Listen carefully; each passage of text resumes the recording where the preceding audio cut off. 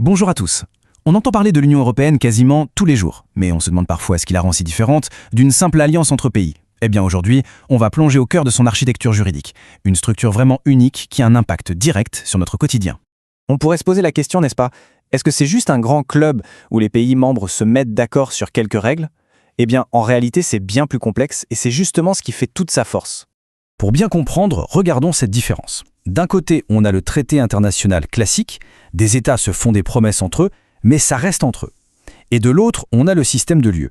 La Cour de justice l'a dit elle-même dans des arrêts fondateurs comme Vangelis, l'Union a créé un ordre juridique complètement nouveau.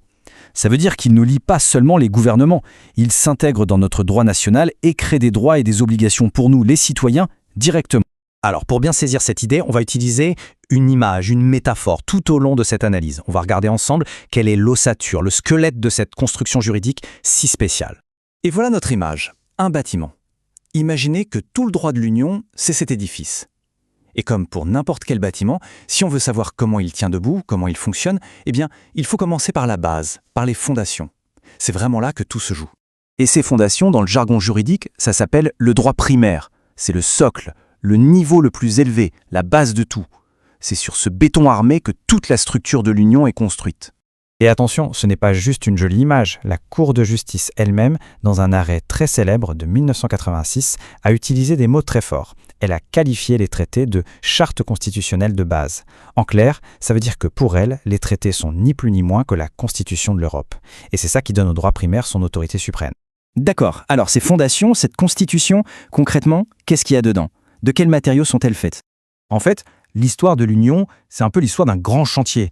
On a commencé avec les plans d'origine en 1957 avec les traités de Rome, puis on a fait de grosses extensions comme avec le traité de Maastricht, et plus récemment une rénovation en profondeur avec le traité de Lisbonne qui a réorganisé tout l'édifice.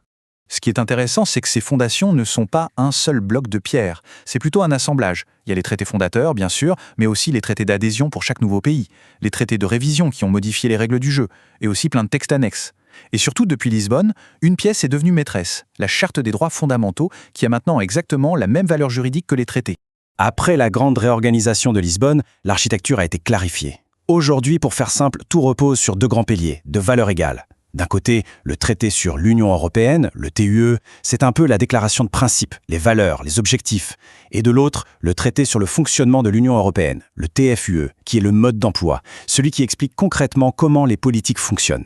Ok, mais ça nous amène à une question cruciale. Est-ce qu'on peut modifier ces fondations facilement? Est-ce qu'on peut les changer comme on veut? La réponse est un grand non, et ce n'est pas un hasard. On en revient à l'autre image du bâtiment.